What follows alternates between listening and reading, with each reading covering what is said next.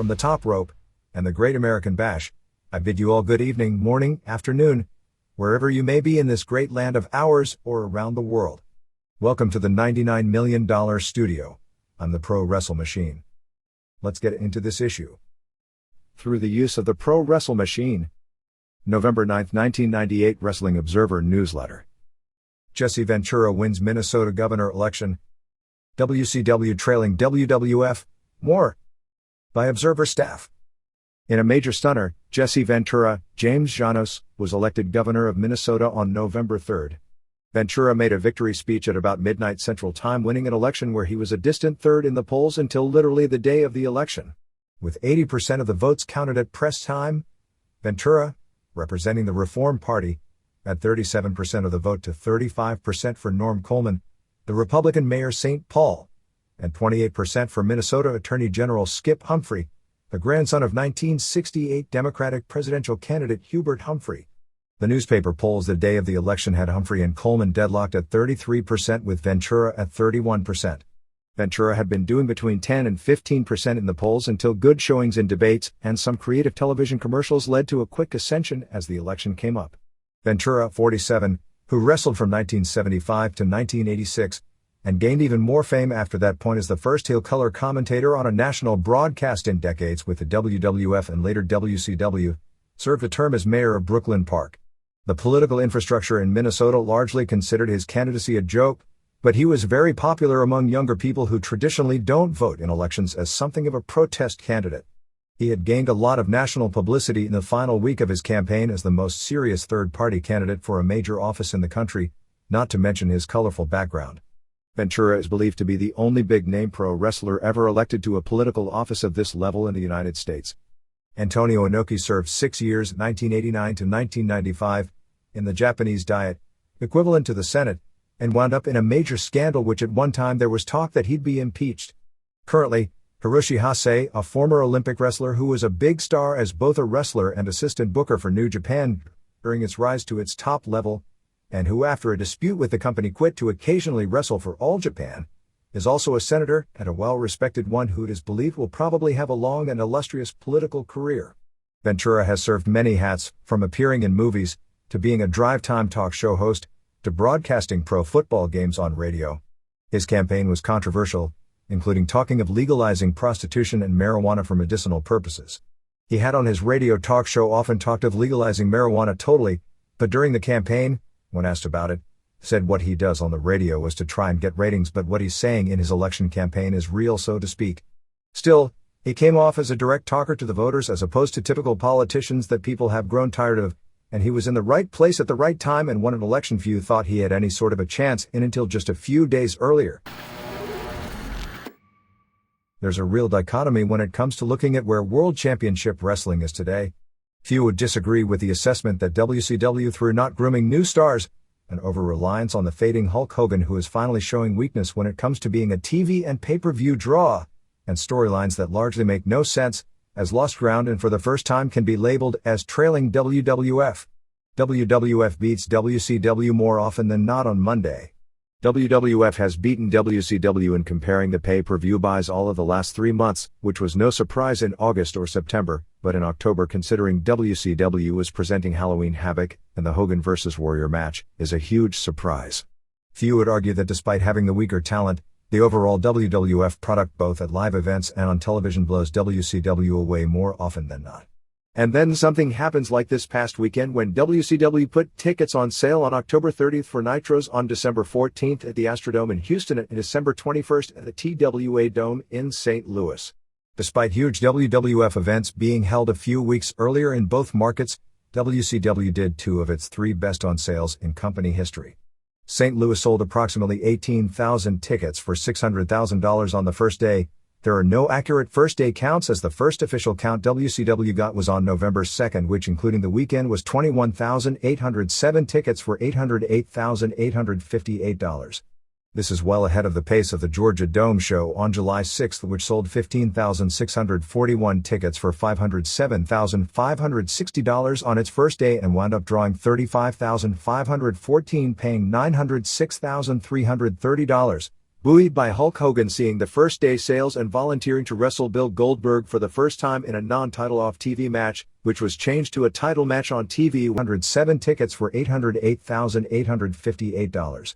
This is well ahead of the pace of the Georgia Dome show on July 6, which sold 15,641 tickets for $507,560 on its first day and wound up drawing 35,514, paying $906,330. Buoyed by Hulk Hogan seeing the first day sales and volunteering to wrestle Bill Goldberg for the first time in a non-title off-TV match, which was changed to a title match on TV when WCW was losing every week in the ratings. Houston as of November 2 had sold 16,908 tickets for $507,485. The way the buildings were scaled, neither will come close to the Atlanta mark as the Astrodome is set up for 22,000 and TWA Dome for 26,000. And at the present the decision is not to change configurations, although that decision could change. The house shows, which despite only sending a small percentage of the big names on the road at any given time and Hogan never on the road, as compared with WWF which sends all its stars to every major market house show, and all but Steve Austin and Undertaker to small market shows, only trail slightly behind WWF, which has a lot to do with Zane Bresloff's work as promoter. But those numbers aren't going to stay close for much longer if WCW becomes established as the number 2 group, not to mention all the no-shows and lineup changes at every WCW house show. Just as an example, over this past weekend, WCW ran 3 shows in small Texas markets. On October 30th in Lubbock, they were 137 tickets shy of capacity in an 8,329-seat arena. On October 31st in Midland, Texas, they were 273 shy of capacity in a 5,733-seat arena, and November 1st in San Angelo, Texas, they sold out a 6,014-seat building. Total profit on the 3 events was in the $283,000 range, which is a huge success running markets of that size. The shows advertised were to have Kevin Nash vs. Stevie Ray and Diamond Dallas Page vs. Bret Hart as the main events. Nash vs. Ray turned into the tag match with Conan joining Nash and Ray joined by La Parka after Ray interfered in the Conan vs. Parka match. This is the same deal they are doing at nearly every house show with mixed reviews. Some fans are mad because they never see the advertised singles main event, and the idea was largely created by main eventers that don't want to take a lot of bumps on the road, so they turn the matches into tags. Others feel it works because fans get to see an angle to lead to a match on the spot. The Page vs. Hart matches didn't take place because it was decided to do an angle to give Page a few weeks off, which took place at Nitro October 26th, and with no Page, they also gave Hart the weekend off when he asked his house shows are of such low priority to both the company, and due to that realization, to the stars as well. They were replaced by Booker T vs. Wrath. While WWF rarely gives the card advertised either, because booking is done on the fly in both companies, they do send every major star that is healthy to all the major shows, and even if the matches are different, you get basically the package. While most reports are that WCW undercard matches live blow away WWF because the Mexican wrestlers have a work ethic, the main events on WWF shows are more motivated and work harder, and fans get 9 or 10 matches on their shows as opposed to 6 or 7 with WCW. And while the other numbers are still very impressive, WCW is riding the wave of wrestling being in and living off their success created in 1997. WWF is creating the new success. The Halloween Havoc pay-per-view was a fiasco due to the communications of going long, but that had nothing to do with the buy rate. Early estimates are in 0.78 buy rate, which is a total disaster for the first Hogan vs. Warrior match. This only confirms what everyone knew about Warrior, and to a lesser extent, Hogan. The total gross on that figure would be expected to be $3.48 million, however a large percentage of that figure is going to have to be rebated because of all the problems. The rebates won't reach the $2 million figured last week because the buy rate came in so much lower than expected, but would still be in the $1.35 million range shared between WCW and the cable industry. To come out with a $2.8 million gross for the first Hogan Warrior match is a total disaster, and the thinking going in is that Warrior would only be good for a few weeks of ratings and one huge buy rate. But there are other problems. WCW has now performed below expectations at every pay-per-view show since the legendary Dennis Rodman/Karl Malone show in July. More on Rodman later.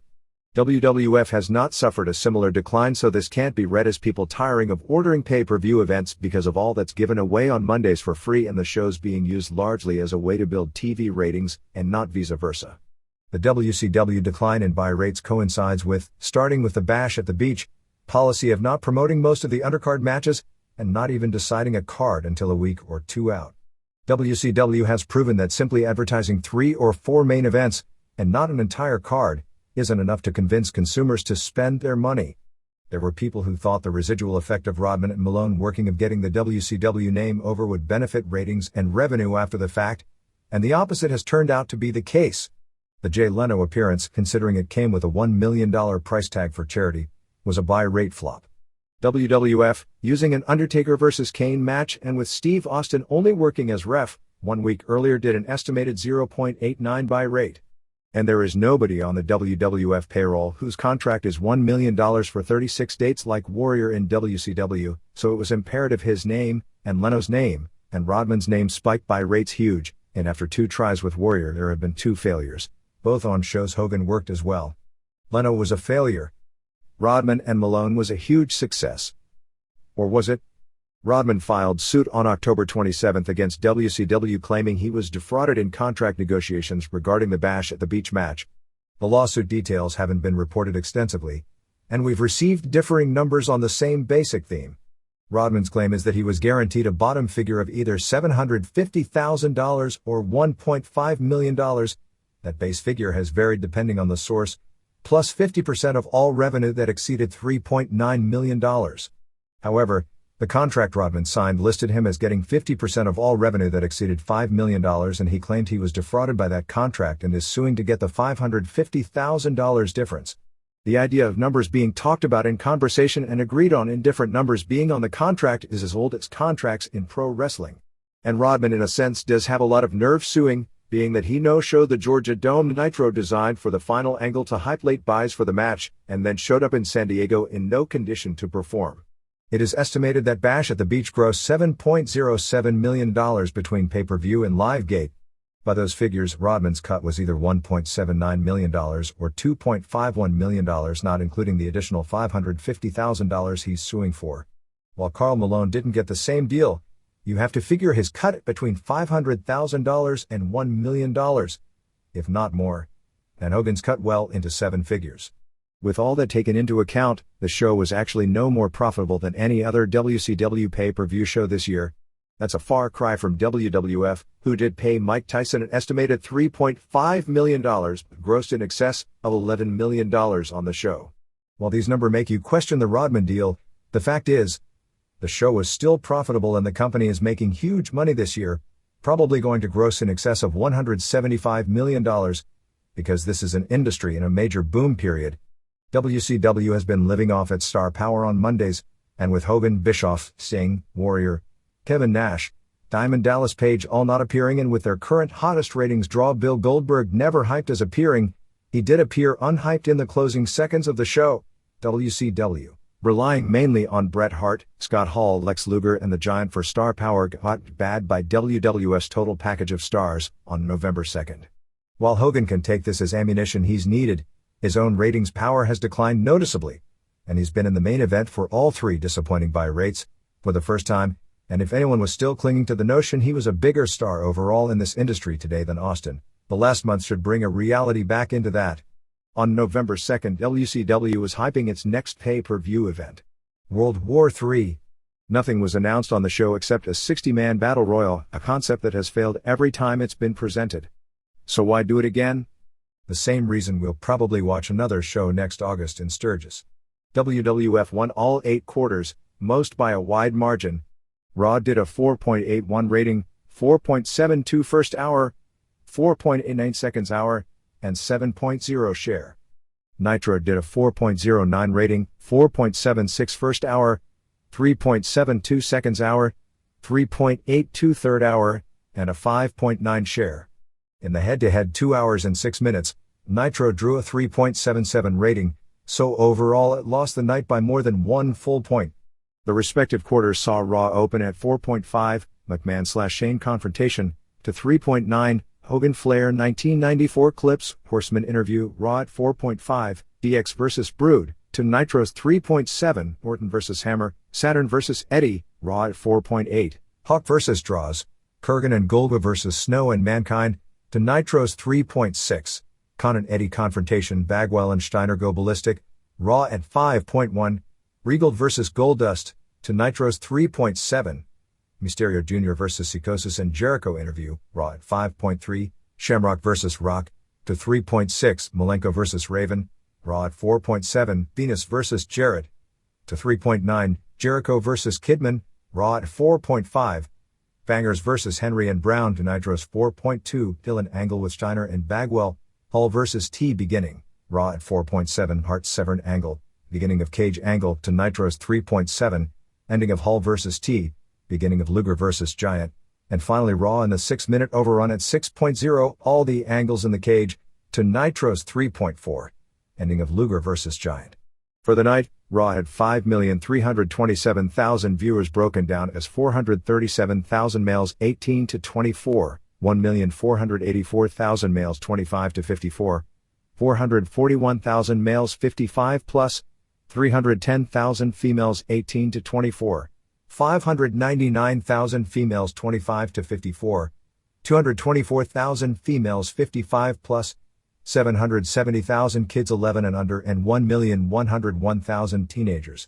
Nitro had 4,317,000 viewers, which was 259,000 males 18 to 24, 1,407,000 males 25 to 54, 475,000 males 55 plus, 104,000 females 18 to 24, 599,000 females 25 to 54, 269,000 females 55 plus, 516,000 kids 11 and under, and 688,000 teenagers. You can see the pattern continuing where WWF is pulling away the younger viewers from Nitro in particular, and the turnaround in women 18 to 24 in particular over the past 2 months is totally astounding. The NBC Secrets of Pro Wrestling show ended up doing a 7.0 rating, which was good for 63rd place for the week in network prime time ratings. The number isn't good, but it did bite a good chunk out of WWF Sunday Night Heat, which was down to a 3.30. There was a lot of thought going in that the NBC special would in some ways affect the next day rating for the 2 live wrestling shows, probably in a positive manner, but the overall rating declined, but it was a WCW decline as WWF showed no decline from normal at all. Extreme Championship Wrestling is at an important crossroads. They are far too big, when it comes to being a pay-per-view promotion, and when it comes to payroll, to be considered a small-time company and judged on those standards. They are far too small to compete with the 2 big promotions on the American scene. Stuck in the middle and riding the current wrestling boom while trying to present an alternative has its problems. ECW will never have the budget to produce a pro wrestling spectacular like WWF or WCW. It inevitably will be drained of most of its best major league talent because the company is not major league, at least on the level of the big 2. And it is too big to over the long haul survive at its level presenting minor league product. So it survives and has done very well for the most part, because the odds many times didn't even favor it surviving at all, largely based on younger wrestlers trying to make a name for themselves, having 1 hour of unique television that has become something of a cult favorite, and generally good booking.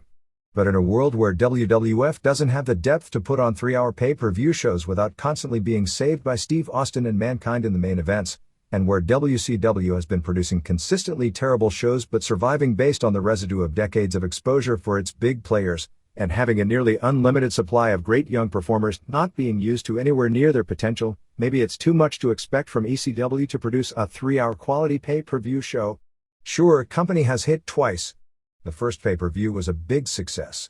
Its most recent one before this was even better, with an all-star lineup that would have almost needed a series of catastrophes to not be a good show. That didn't happen. The series of catastrophes was saved for the November to Remember, and that was a show without the good lineup to begin with. Without question, November to Remember was one of the low nights in ECW history. It was a bad show. Bad enough that nobody was making excuses for it or internally after the fact trying to pretend it was a good show. No talent depth. Too much overbooking. A lot of bad breaks. And a lot of bad wrestling. The bright spots were few. Lance Storm and Jerry Lynn both wrestled well, although all the outside distractions hurt rather than helped their match. Terry Funk was overacting early to turn heel, but it did build up to his confrontation later in the show with Tommy Dreamer being the best part of the show. The show on November 1st at the Uno Lakefront Arena in New Orleans drew 5,800 fans, which was 4,700 paying approximately $90,000. The total in the building but not the gate was a new company record.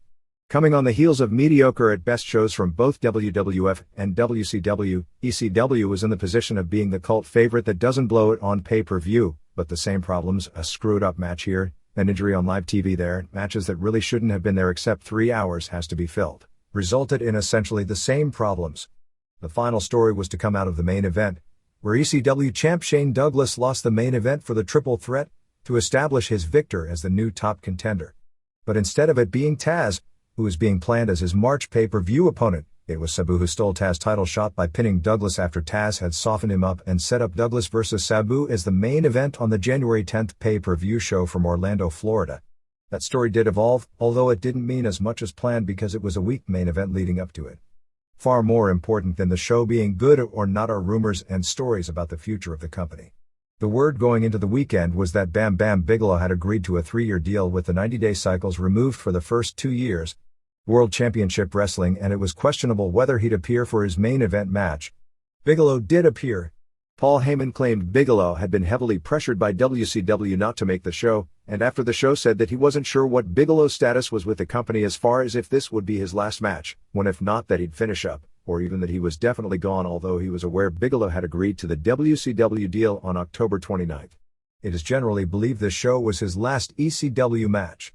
Bigelow, 36, who has a wife who is 7 months pregnant, had talked with both WWF and WCW, apparently looking for a big money deal to try to solidify his future.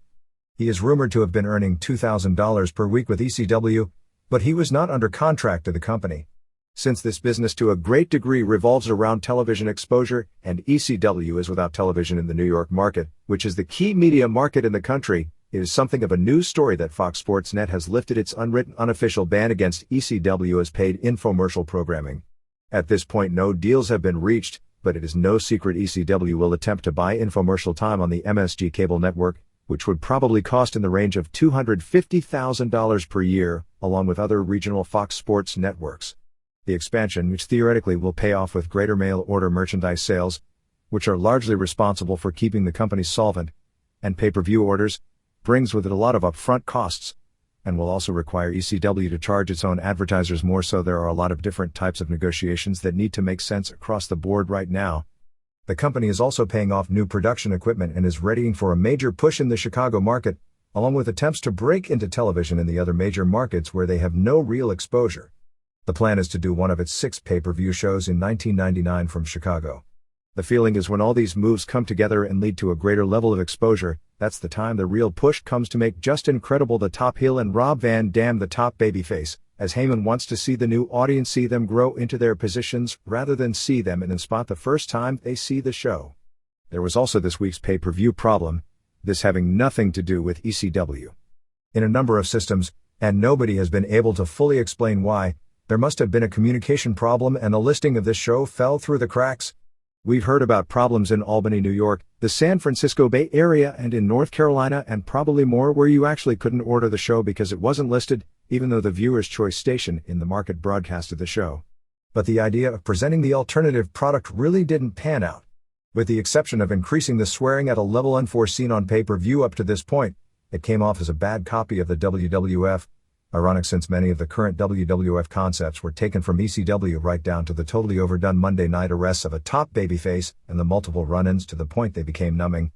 It was pretty evident that Heyman himself wasn't confident in his lineup on paper, since he never advertised the first 2 matches, and tried to make a wild, out-of-control show with constant run-ins to divert attention from the matches themselves, but it grew old by the time the important matches came on.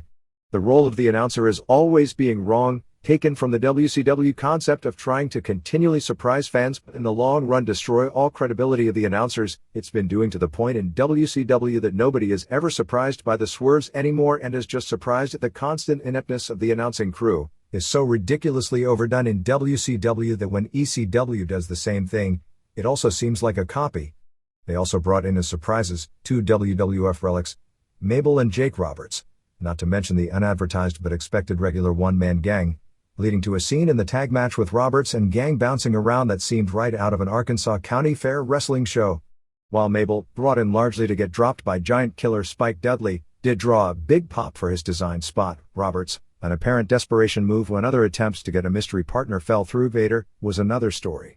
Roberts, who had an afternoon indie booking, missed his flight in St. Louis and ended up being chartered into New Orleans at a cost of several $1,000s. Roberts, 43, who looked like he hadn't slept since John Glenn went into orbit the first time in 1962, literally arrived minutes before his match was scheduled to start, and had no time to even change into gear, and was in no kind of condition to work a major league match.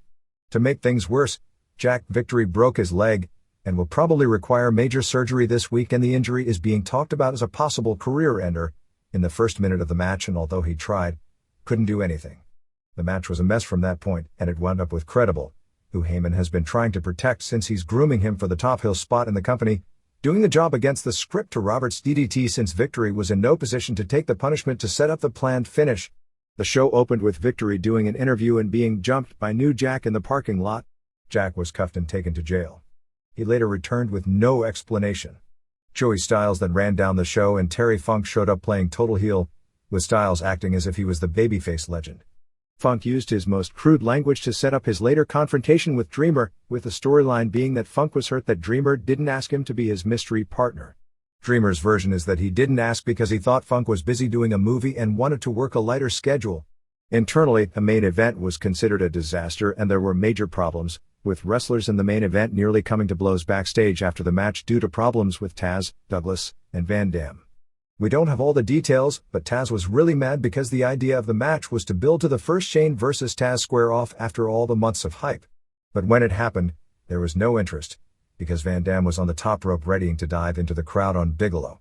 But Bigelow was nowhere to be found, wandering way too deep in the crowd, so Van Dam had to stand on the ropes and eventually get down because Bigelow wasn't in position, and do the spot later.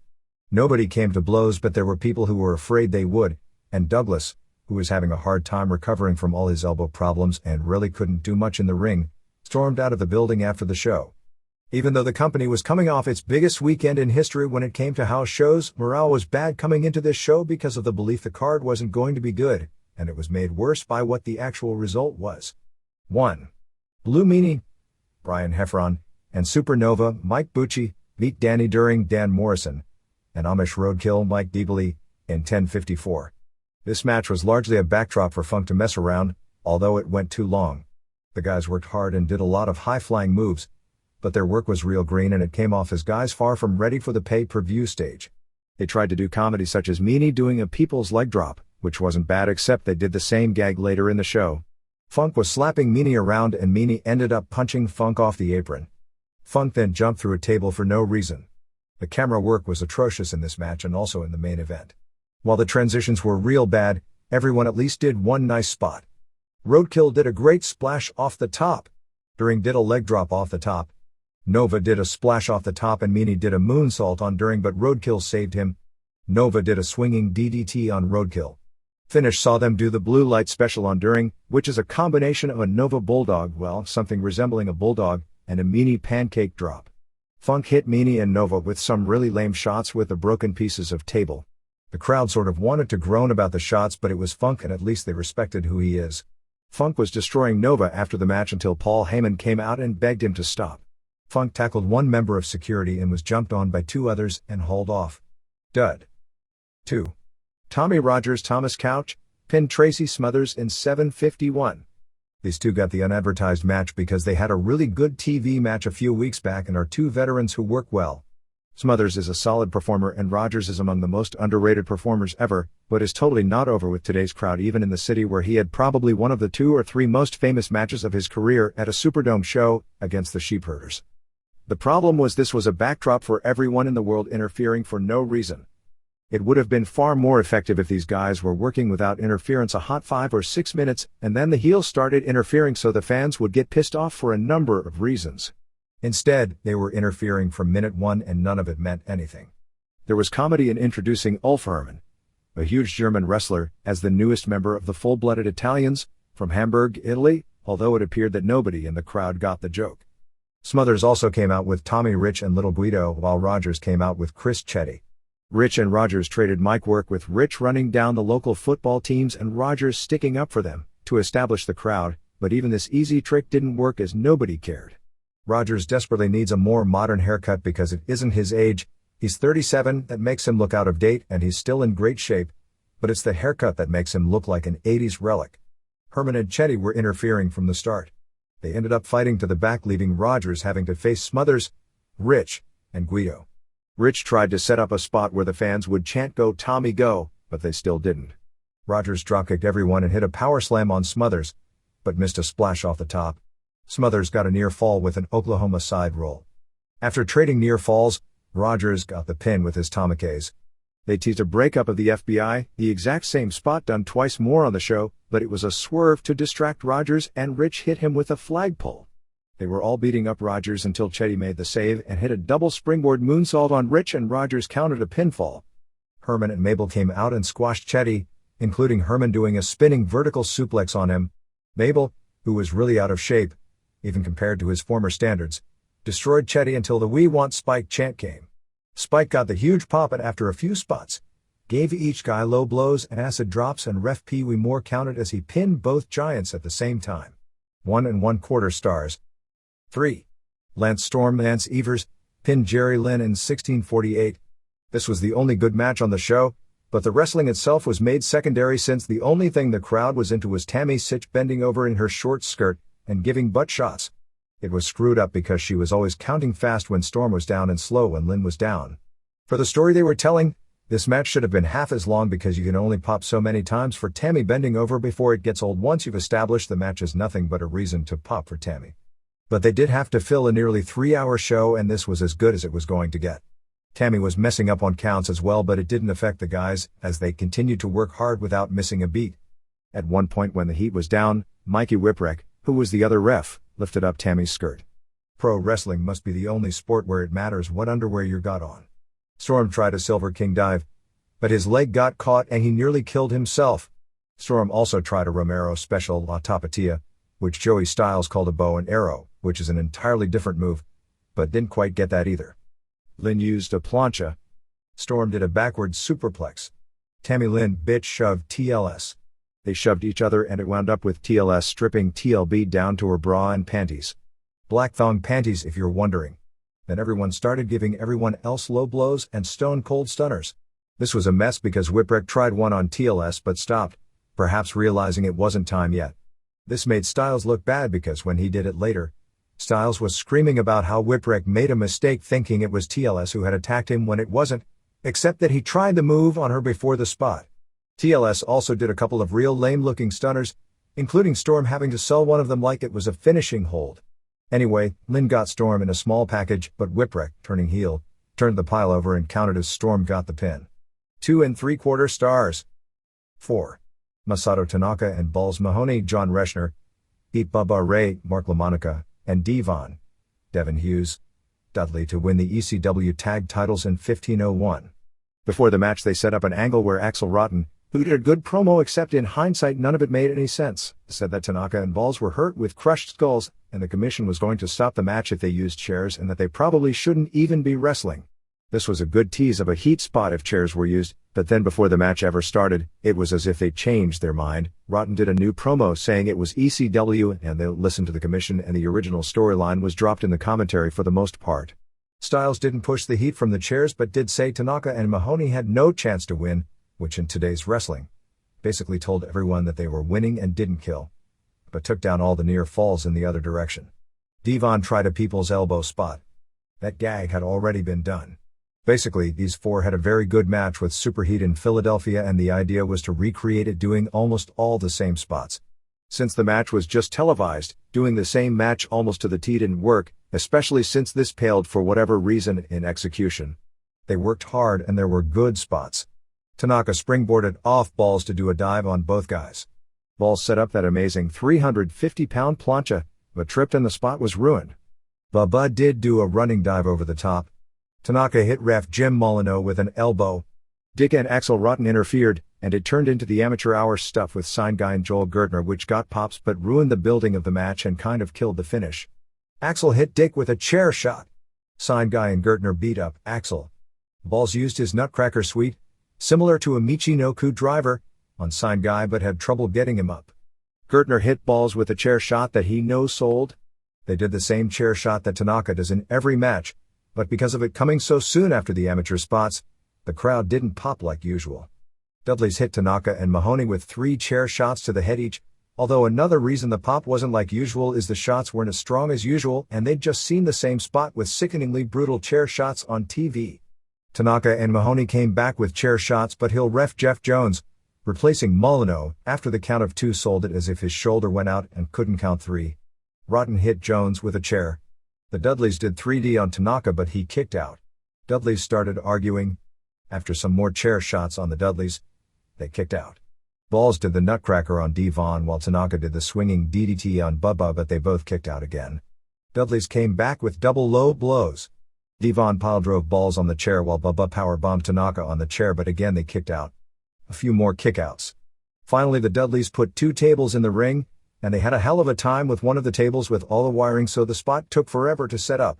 This brought Sabu and Rob Van Dam out, mad about losing the belts last week in Cleveland, and they put the Dudleys through a table and Balls pinned Devon and Tanaka pinned Bubba simultaneously to win the title. 1 3/4 stars. 5. Jake Roberts, Aurelian Smith Jr., and Tommy Dreamer, Tom Laughlin, beat Just Incredible, Pete Polacco, and Jack Victory, Ken Reinhurst, in 12:26. Roberts was pretty well useless although he's still one of the smartest workers as he got the crowd to chant DDT whenever he wanted them to. Dreamer had to carry it and of course he worked his ass off, but his stuff looks bad. Victory took a bump over the top and broke his leg. This led to Jason basically becoming Credible's partner and doing spots. A million low blows. Rod Price and one-man Gang ran in. Gang splashed Dreamer and Jake. New Jack and Cronus came in with all the weapons to the big pop. They broke furniture over everyone's head. This spot is usually great after a good setup, but this match was so awful that it just made a garbage match disintegrate into a lower level of garbage. Cronus did a 450 on Price, and instead of pinning him, had to get up and walk away since that wasn't the finish and nobody was anywhere close to breaking up the near fall. Victory and Cronus both bled, but it was never a focused part of the match and a lot of people didn't even notice it. Gang then splashed Cronus. Jack came off the top with a chair on Gang. Dreamer came off the top with a splash on Credible for a near fall and gave him a Death Valley driver, which they call a Spicoli driver. If things weren't bad enough, Lance Wright got involved. After a bunch of more low blows, Dreamer piledrove Chastity, smelling her crotch and nearly passing out, before doing the move. Roberts gave Nicole Bass a low blow and a DDT. Credible gave Roberts a low blow. By this point I was wanting to give my TV a low blow hoping that would just end the match. A ladder showed up, apparently walking on its own power, to ringside. Dreamer threw Credible off the top rope onto the ladder and Roberts DDT'd him. Dreamer and Roberts both pinned Credible for the win. After the match Funk showed up and confronted Dreamer. Funk built it up great. I mean, who has more experience at this kind of an angle? He was slapping Dreamer around and Dreamer wouldn't fight him. Dreamer turned his back on him and Funk jumped him and beat him up. Real good angle. Actually the best part of the show. 1/4 star. 6. Sabu, Terry Brunk, and Rob Van Dam, Robert Sotkowski, and Taz, Pete C. Nurka, beat Shane Douglas, Troy Martin, and Bam Bam Bigelow, Scott Bigelow, and Chris Candido, in 12:57. Before the match, the Dudleys attacked Sabu and Van Dam, throwing Van Dam off the ramp and into the seats. They were destroying Sabu until the lights went out and Taz was brought in, pretty much positioning him as the star of the show. Taz suplexed the Dudleys around, including giving one the old Masa Saito corkscrew back suplex, which Styles called the Saito Tisplex. Makes you want to hit the mute button. There were some good athletic moves, largely by Van Dam and a few by Sabu, but as a match, this was a bunch of guys walking over each other's spots and the match never going anywhere. It didn't have good heat as far as sound, but the fans live were into it as the entire place was standing up and not making much noise. It was like a PAPSA main event 6-man, which was a mess, but you see an awesome move here and there. In a pre-match interview with Taz, they built up to the spot where Taz would get Douglas in the Katajim submission. When he did, Sabu came off the top rope with an Arabian facebuster, supposed to be on both although he really just hit Taz, and then Sabu covered Douglas for the win. Sabu and Taz argued after the match with Little Bill Alfonso keeping both of them apart while Van Dam played the crowd. Taz wound up walking out on them. To borrow the phrase from the company, this match wasn't the showstopper, it was a total effing mess. 1/2 star. Mitsuharu Misawa captured his record fourth Triple Crown title before the largest pro wrestling crowd ever at Tokyo Budokan Hall on October 31, beating Kenta Kobashi in 43-22. The show, hyped by a unique approach for All Japan to building up a match on television, drew an announced sellout crowd of 16,300, the same announced crowd as in I believe all but one Budokan show dating back to the beginning of the decade. However, live reports indicate with standing room fans everywhere. The crowd on this night was even larger than in the heyday of the promotion several years back, where the big Budokan show often sold out the first day tickets were put on sale. Misawa vs. Kobashi was reported to us as the best match of the year from people live who had seen basically every major show in the US and Japan this year. However, in edited form starting 20 minutes into the match when it aired on television the next night, it didn't come off as any better than any other top Budokan Hall match. The match started slow for about 16 minutes, before Kobashi posted Misawa and leg dropped him on the apron. Kobashi used another leg drop in the ring and two back suplexes for near falls. Kobashi used a face lock, a sleeper and a lion tamer style Boston Crab, but Misawa ended up making the ropes. Misawa came back with the elbows and used the elbow suicida dive. Misawa got near falls with more elbows, a German suplex and a tiger driver along with an elbow off the top and a flying clothesline.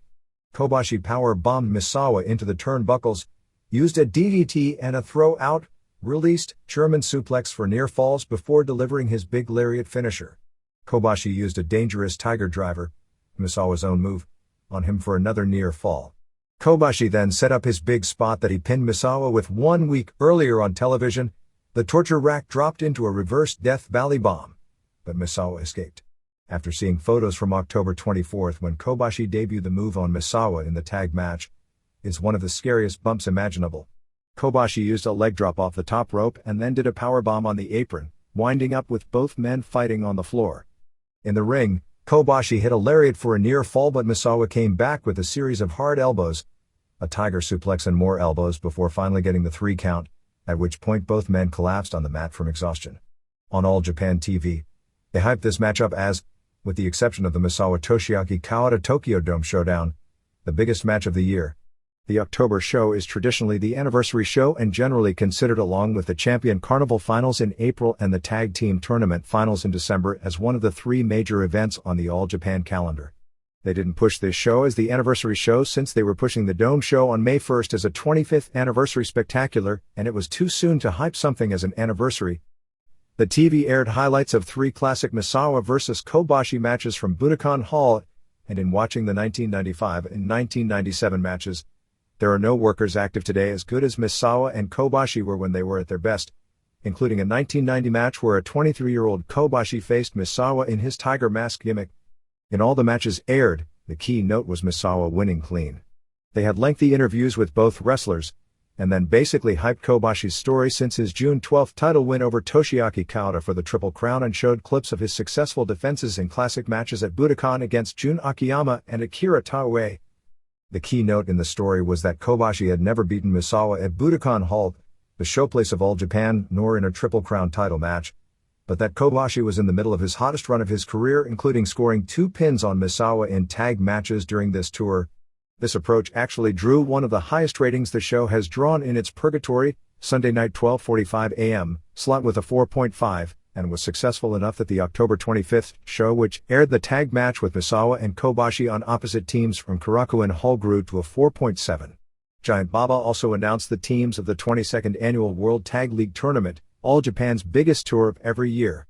The tour opens November 14th at Korakuen Hall and ends on December 5th at Budokan Hall, and the teams will be the Headhunters, Takao Mori and Yoshihiro Takayama, a really strange team since it's been Masahito Kakihara who has been carrying Takayama since his arrival in the company. They have been teasing the idea of creating a Kakihara and Manukia Mossman tag team, which would be a hot mid-level team. Giant Kimala 2 and Gary Albright, another strange team since Albright has been hooked up for most of the year with Takayama and Kakihara, while Kimala 2 has been a regular partner with Jun Izumida, Kobashi and Akiyama, Johnny Ace and Bart Gunn, Misawa, and Yoshinari Ogawa, Stan Hansen and Vader and Kawada and Taue, who won this tournament in both 1996 and 1997 and will attempt to join Dory and Terry Funk, 1977, 1979, 1982, and Misawa and Kobashi, 1993-95 as 3-time tournament winners. It's also interesting to note that Johnny Smith, who is the best foreigner inside the ring in the promotion, and regular partner Wolf Hockfield aren't in the tournament. The key shows on the tour will be November 14th TV taping at Korakuen Hall, Misawa's team vs. Vader's team, Kawada's team vs. Hunters, Kobashi and Akiyama and Kentaro Shiga vs. Ace and Gunn and Mossman, November 15th Samurai TV taping at Korakuen Hall, Kobashi's team vs. Hunters, Amori's team vs. Ace's team, Taue and Kawada and Tama and Honda vs. Hansen and Vader and Mossman, Misawa and Ogawa and Izumida vs. Albright and Kimala and Kakihara, November 17th in Osaka at the Namihai Dome, Kawada's team vs. Amori's team and Kobashi and Akiyama and Shiga vs. Hansen and Vader and Mossman, November 18th in Okayama, Kawada's team vs. Vader's team Misawa and Ogawa and Satoru Asako vs. Kobashi and Akiyama and Shiga Ace and Gunn and Mossman vs. Albright and Takayama and Kakihara, November 20th in Kumamoto, Kawada's team vs. Misawa's team, Ace's team vs. Albright's team, Kobashi and Akiyama and Masao Inoue vs. Hansen and Vader and Mossman, November 21st TV taping in Hiroshima, Kobashi's team vs. Vader's team,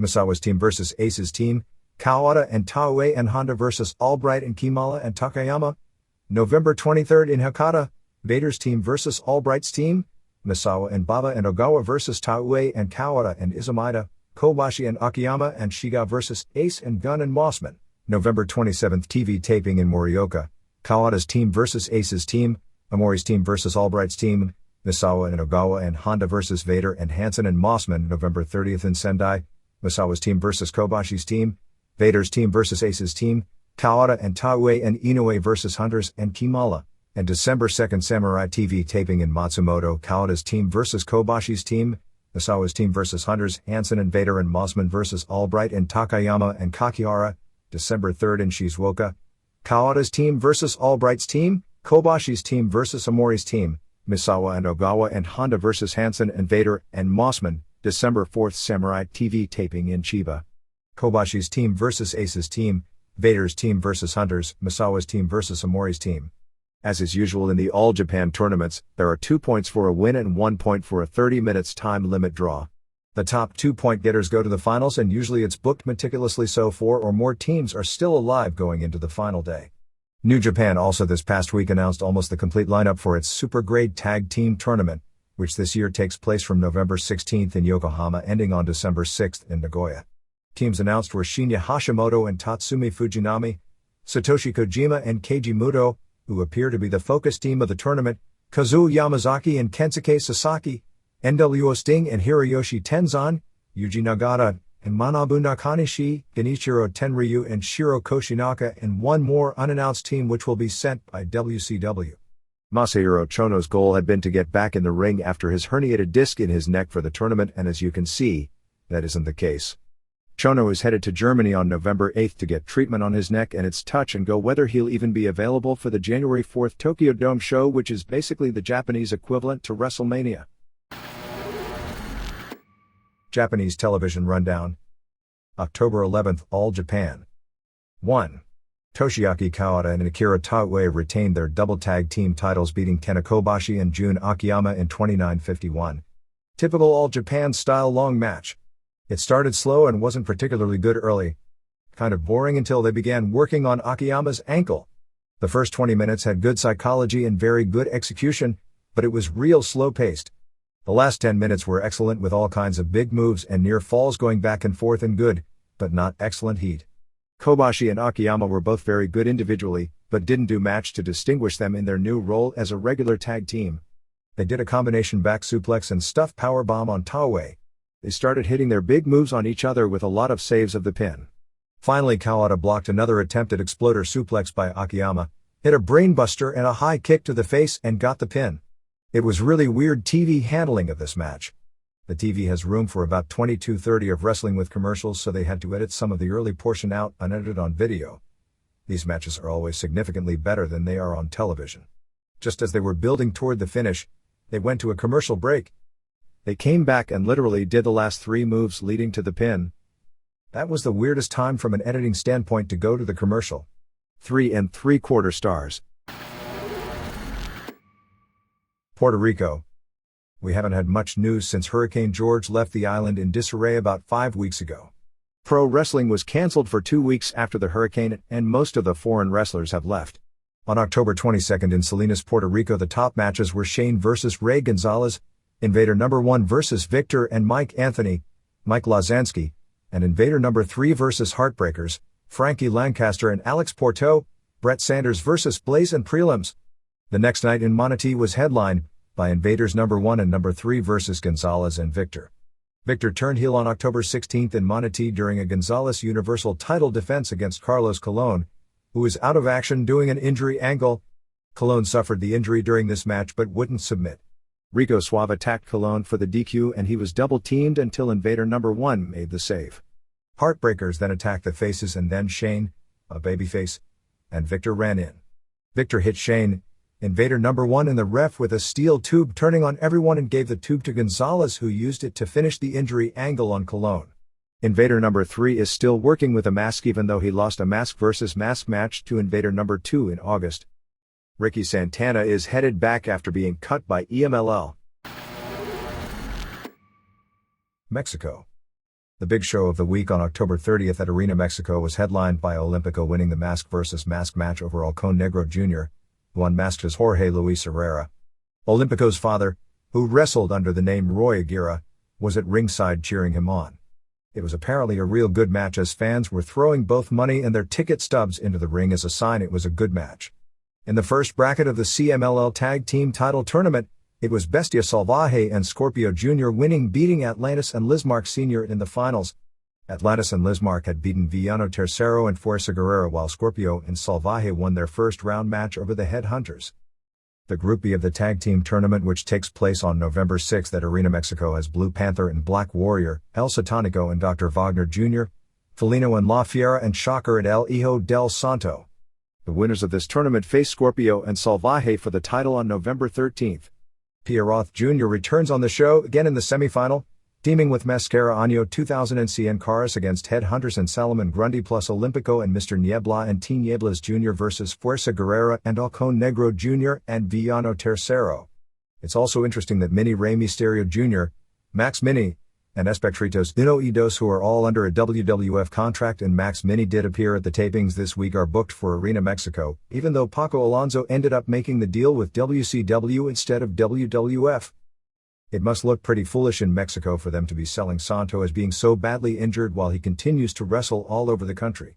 Shocker replaces Negro Casas as Santo's partner since Casas was suspended by the Distrito Federal Commission after punching ref El Pompin when Satanico pinned him with his feet on the ropes to keep the CMLL middleweight title on October 27 at Arena Coliseo. The title win was a trade-off because on October 19 in Puebla, Casas beat Satanico in a hair match. Casas won't be allowed back until November 11. I guess this is some sort of angle to allow him to wrestle elsewhere. Ocesa is looking at doing a big show on November 20th at El Toreo in Naucalpan, although that date isn't official. Apparently Antonio Pena has threatened to move his December 13th PAPSA big show from that building if that booking goes through. PAPSA announced its big November show to be on November 15th at the 20,000-seat Rio Nilo Coliseum in Tonalá, near Guadalajara, the site of some of the biggest AAA shows in history. PAPSA also has a major show on November 23rd in Nuevo Laredo, which is the hottest wrestling city in North America right now and means they'll be running opposition to Cesar Johnson's local promotion. Super Muñeco and Mascara Sagrada both called the IWRG office on October 27th and canceled their bookings for the weekend and the future, claiming that CMLL threatened to not book them anywhere in the country if they worked the show. As mentioned last week, CMLL is putting the screws to IWRG and not allowing them to use any of their talent for using a fake Mr. Niebla character. CMLL announced they would be running a 5 p.m. show on Christmas as a TV taping at Arena Coliseo. It's being reported in Mexico that Super Delfin is headed to CMLL before the end of the year and indicated that he would work most of 1999 in Mexico, which probably says something about the financial situation in Michinoku Pro Wrestling. Blue Demon Jr. versus Depredator in a mask versus mask match, that's a hard result to pick. Headlines the November 6th PAPSA show in Tijuana plus Octagon and Pero Aguayo Jr. and Latin Lover versus Pentagon and Cibernetico and Abismo Negro. Apparently Tijuana has become a real hotspot again for all the promotions. Benjamin Mora is trying to put on a major show for December 4th using some of the WCW talent booked through Paco Alonso. Weekly Gong and covering the recent Raul Reyes 45th anniversary show with Mil Mascaras and Santo and Arroyo de Jalisco Jr. as the babyface trio on top showed a photo from 1966 of a match with Mascaras and El Santo and Rayo de Jalisco as the main event trio. It was joked that 20 years from now, that Mill will still be main eventing and teaming with Santo Tercero and Ryo Tercero. Ultraman Jr. is going to change his name to Starman, apparently because the original now retired Ultraman, Milo Ventura, had been complaining about a non-relative using the ring name. Connect, as a shoot, was really mad at heel announcer Andre Morones. Actually, all the PAPSA announcers are heel announcers, which really gets old. But PAPSA is drawing incredible houses with absolutely no talent, and you can't knock that. When Connect made his first TV appearance in a long time and said, "Look, AAA is reviving the dead."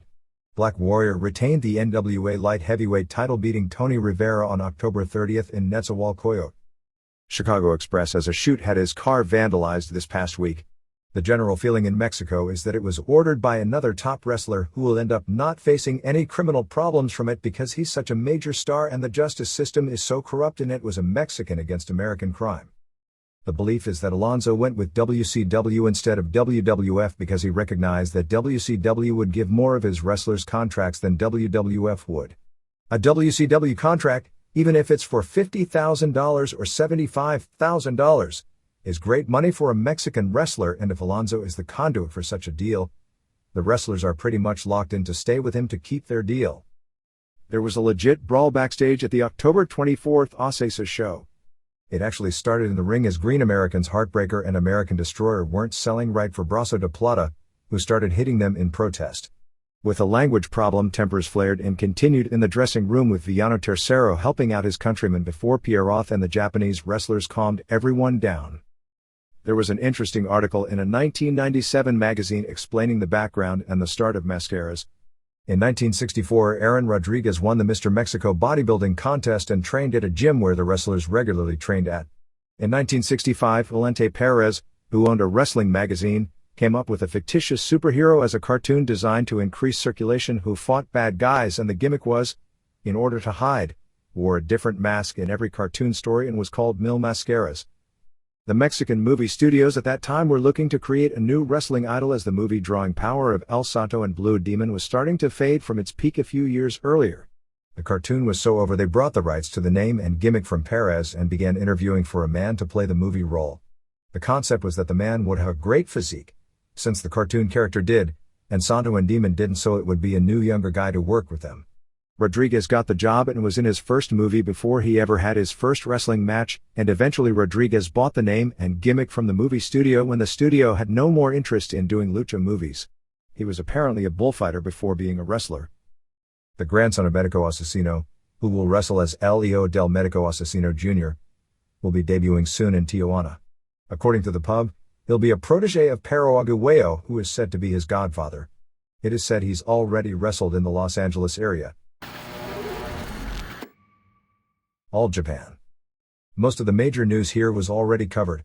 Besides Misawa vs. Kobashi, also at Budokan saw Akira Taue and Toshiaki Kawada over Yoshihiro Takayama and Masahito Kakihara, and when Taue pinned Takayama with an Ottawa, Gary Albright and Giant Kimala 2 beat Stan Hansen and Wolf Hockfield when Albright pinned Hockfield with a powerbomb.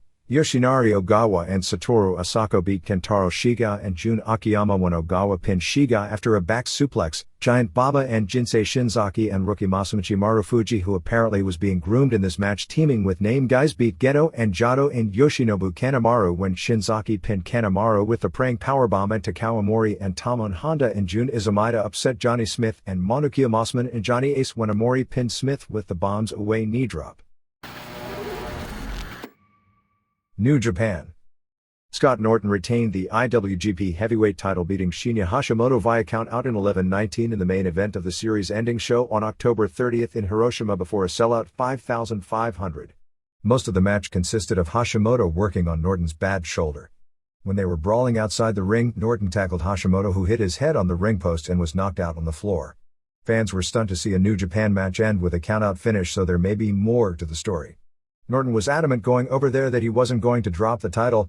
Norton's next title defense will be on December 4th in Osaka, which will also have Jushin Liger defending the IWGP Junior title against Tatsuhito Takaiwa. Takaiwa earned the shot by pinning Koji Kanemoto in 16:02 with a lariat.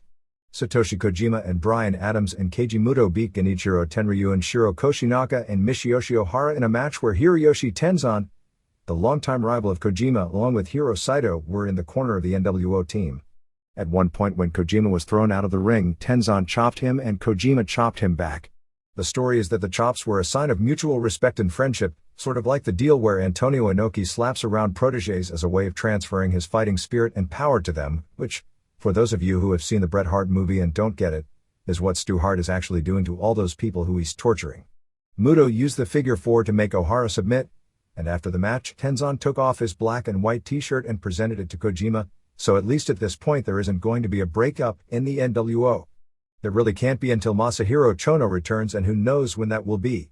Liger beat Shinjiro Otani on the show, while Yuji Nagata and Kazuyuki Fujita beat Don Frye and Brian Johnston in 9:58 when Nagata used a heel hook on Johnston. WCW will be sending Jerry Flynn to this group soon. Isn't New Japan lucky to have a relationship with WCW? Hey, they're continuing it, so don't blame WCW for sending no names when New Japan accepts them and in some cases, like NWO Sting, actually makes stars out of them. Antonio Inoki held a press conference on November 2nd for his December 30th show at Osaka Castle Hall.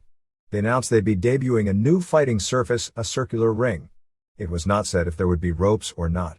It was said to have been patterned after the surface used in the legendary 1989 Inoki vs. Shota Chakayashvili matches, which it was a circular surface with no ropes.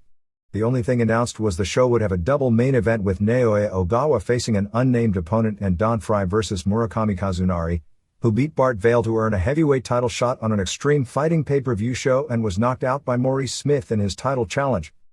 There will be a retirement ceremony for longtime ref Pete Takahashi on November 16th in Yokohama on opening night of the tag team tournament. October 17th TV show did a 4.0 rating.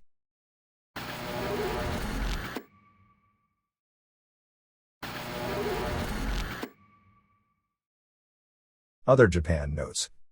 Atsushi Onita is doing yet another retirement angle this week. On November 1st, Onita issued a challenge to both All Japan and New Japan saying he wanted to wrestle against their top stars over the next year. This sounds like a grandstand deal just to get his name in the paper. Onita explained that he was doing it because business overall was down and it needed something like this to pick up interest, and also because his career only has 18 months left. In 1984, Onita's career in All Japan ended due to major knee surgery with wire put in his knees. Apparently he is due for the wires to be taken out and new wires put in, which would end his career, but is holding it off for 18 months to go out big. At least that's what he says, because he's done so many retirement angles he's become known as Mr. Liar, and his supposed new promotion, Uso, actually is Japanese for liar. Onita's supposed final match in FMW will be the November 20th pay-per-view show, which may be a 1-on-3 match against Hideki Hasaka, Tetsuhiro Kuroda, and Gasaku. Also on that show is Hayabusa vs. Hiromichi Fuyuki for the world title, Tetsuhiro Kuroda vs. Mr. Ganasuke, Bam Bam Bigelow, who I'm assuming won't make the date, and Chris Condito vs. Geto and Jado, Shoichi Funaki and Takamichi Inoku, Yukihiro Kanemura vs. Hayato Nanjio and Muhammad Yone and Daisuke Ikeda, Hiskatsu Oya vs. Koji Nakagawa, and a mixed tag with woman wrestler Kaori Nakayama and Riki Fuji vs. Hato and manager Go Ito. War ran 3 shows this past week using Terry Gordy as the only foreigner. The big match on the tour was November 1st in Kobe with Tenryu vs. Gordy, as Gordy was the first wrestler to use the powerbomb as a regular finisher. Actually, the first use of a powerbomb was in an Antonio Inoki vs. Monster Man Eddie Everett mixed martial arts match in the 70s as a finisher, and Tenryu was the first Japanese to use it. With Gordy's condition, they couldn't even make it the main event on the show. Michinoku Pro drew 2,974 on November 1st in Chiba for its biggest show in the past few months. Apparently that wasn't considered a successful house. Maine had Super Delphin and Gran Hamada and Gran Naniwa and Tiger Mask and Masato Yakashiji beating Great Sasuke and Sasuke the Great and Shima Nobunaga and Judo Suwa and Sumo Fuji in 33:01 when Tiger Mask pinned fake Sasuke. I don't believe the fake Sasuke is Masao Orihara anymore since Orihara worked the IWA show on November 1st in Tokyo. Satoru Sayama worked the show as original Tiger Mask beating Muhammad Yone, while Kendo Kashin from New Japan beat Naohiro Hoshikawa with the armbar, and Jinsei Shinzaki teamed with Takao Mori of All Japan to beat the All Japan team of Jun Izumida and Tamon Honda. Michinoku Pro and All Japan Women are in the middle of tag team tournaments. It is said that the break-even for the Battle Arts November 23rd show at Sumo Hall is $220,000. As a way to defray costs besides ticket sales, gimmick sales and other traditional methods like video sales, they are going to have Alexander Otska and Muhammad Yone, who will wrestle the Road Warriors in the main event, paint names of sponsors on their ring attire and also their faces for a fee. That's commonplace in most regular sports, well, putting sponsors' insignias on clothes, although I don't know of any sports where competitors paint their faces with sponsors' logos. LLPW ran a show on November 2nd at Korakuen Hall with Linus Asuka and Soriyokino over Shinobu Kondori and Junko Yagi, who were 4 of the 5, Yumiko Hata being the other women wrestlers who won at the recent L1 show. They aired highlights from the L1 shoot show on the AJW TV show on October 25th. When it comes to women, there are such few competing in combat sports, so the Japanese train pro wrestlers just because they are in condition athletes who have some shoot training as part of their training really have an advantage. With the exception of the Kondori vs Svetlana Gundarenko match, which was a work, the wrestlers had no trouble in their wins, although some matches lasted longer than others. Asuka was punching her foe out most of the way, but it took her 9:25 to finish her with a wristlock as she couldn't knock her out punching. Hata had Angel Amoroso in a great armbar almost immediately, and Hata was playing to the crowd once she realized Amoroso was no threat. Okino wrestled against a much smaller Taekwondo woman and did the basic jiu-jitsu match of taking her down, punching her face till she turned, and then choking her. Yagi fought a Muay Thai fighter and was much bigger than her and was throwing punches and elbows from the mount, and her match went only 154 before the ref stopped it. Becky Levi's fight went longer than you'd think against a woman, giving away probably 70 pounds, but Levi was always in control and was pounding her from the top until it was stopped. AJW is having a 2-night singles tournament in Okinawa on November 5th and November 6th. Michinoku Pro is running a major show on December 13th in Osaka with Jushin Liger and Sasuke vs Super Delphin at Grand Naniwa on top. It is said that Yone Jinjin will retire next year. Here and there really hasn't been much of a reaction to the NBC Secrets of Pro Wrestling special. Chris Jericho and Mankind made veiled references to it on Raw and Nitro, but neither company reacted in any major public fashion, nor should they have. This was quite a contrast to 1985, when after the famous ABC 2020 story, which exposed pro wrestling relying heavily on the shock value of David Schultz slapping John Stussel and Eddie Mansfield cutting his forehead with a razor blade rather than actually investigating the industry, where literally everyone was talking about it. Besides the guys mentioned last week, apparently the other 3 wrestlers involved were Ben Albright, who wrestles under the name Vinny Valentino, not the crooked jobber from 15 years ago with the same name, for Oklahoma Pro Wrestling out of Tulsa, Bill Ash, who wrestles out of Paris, Arkansas and has been around seemingly forever and is pretty well known inside the industry for being a leading boot maker for pro wrestlers, and Kerry Knowlton, a Tulsa chiropractor who wrestles out of Paris, Arkansas as Doc Savage, who was the main guy in the piece. As mentioned last week, everyone wants to knock them and it was bad TV. They didn't expose anything most teenagers that watch wrestling haven't for the most part figured out, but it was probably 90% accurate. It's too bad for NBC that the credibility of the piece ended up nil, even though it was largely accurate due to the stunt grannies and the booker passing out signs in the lobby fiction. The Learning Channel is doing a 2-hour special on wrestling on November 15th at 9 p.m. Not sure if that's 9 p.m. Eastern, or if they have a dual feed for the West Coast, but that is head-to-head with Survivor Series. Some minor updates on the roller derby deal on Nashville Network. Nashville Network is toying with the idea of doing pro wrestling as a lead-in for the derby on Friday nights, although no deal is set. I haven't heard Dusty Rhodes' name mentioned as announcer for the derby, although rumors are flying of it, but do know that Chet Kopic, a fairly notable sportscaster out of Chicago who has done a little work over the years for WWF, he probably would have been hired as a pro wrestling interviewer, except he's 6'6", so he'd make the wrestlers all look small. And when he broke into sportscasting, spent a year or 2 as a very good roller derby announcer, and Ken Resnick, a former AWA and WWF announcer, are both up for the lead announcer role, and they are looking for a heel roll color guy. Memphis on October 31st did a Halloween show called The Masquerade Mall. Dave Brown came dressed as Jerry Lawler. Corey Macklin was the Invisible Man since he took the day off. They billed the show as being a series of matches where the loser had to unmask, leading to a battle royal with all the winners of the matches, and once eliminated you have to unmask. The wrestling was said to be real bad because guys couldn't do any real movement with their costumes to keep the masks from falling off. They had Grave Digger, Streak, Freddy Krueger, Carl Fergie, Bill Clinton, Lance Jade, Killer Clown, Kid Wicked, Gene Simmons of Kiss, Derek King, Popeye, Ryan Christopher, Batman, Jerry Lawler, Catwoman, Stacy Carter, Leatherface, Wolfman, Tony Falk, Snowman, Kevin Lawler, Spider-Man, etc. Randy Hales wound up getting tarred and feathered by Spider-Man. Brandon Baxter. It wound up in the Battle Royal with Popeye and Batman, the last 2. Popeye pulled out his spinach and won due to outside interference. Norman Sirach has a mainly women's show on November 8th at the Delaware, Ohio County Fair with Debbie Combs vs. Malia Hasaka plus Bushwhackers. The Music City Wrestling ownership angle had a twist this week with the double turn of Burt Prentice and Bill Behrens. As the story goes, Prentice has sold the company to Behrens, who took over on November 1st. Mark Davis is now the front-man promoter in Nashville.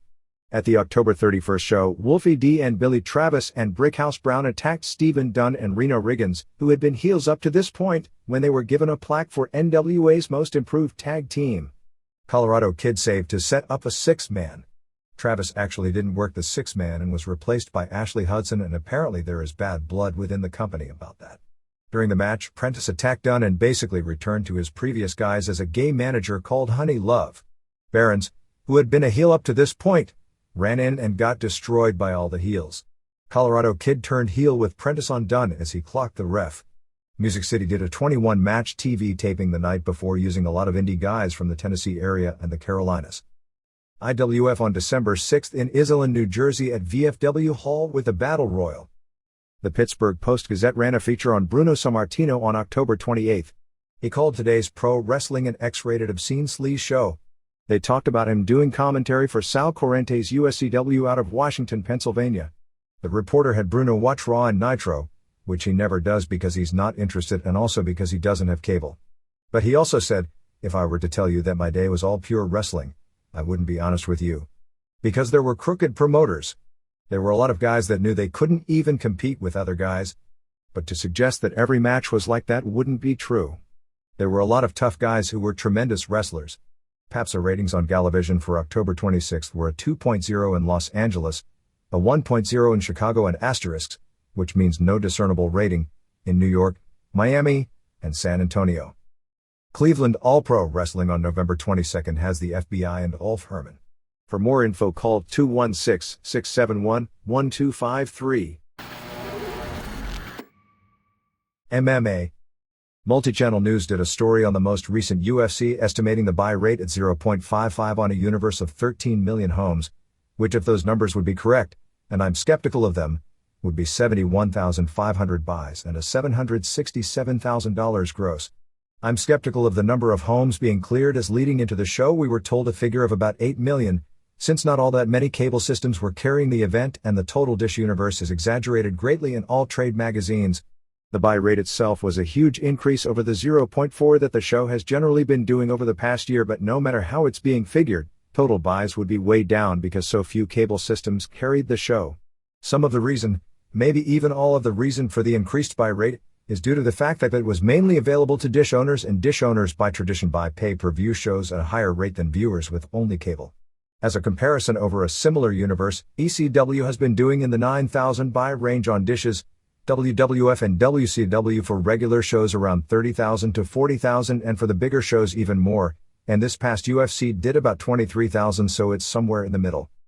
UFC officially announced 9 pay-per-view dates for 1999, which means between WWF, WCW, UFC and ECW next year there will be 39 pay-per-view dates, and considering no doubt others will try, we're talking basically a show almost every week.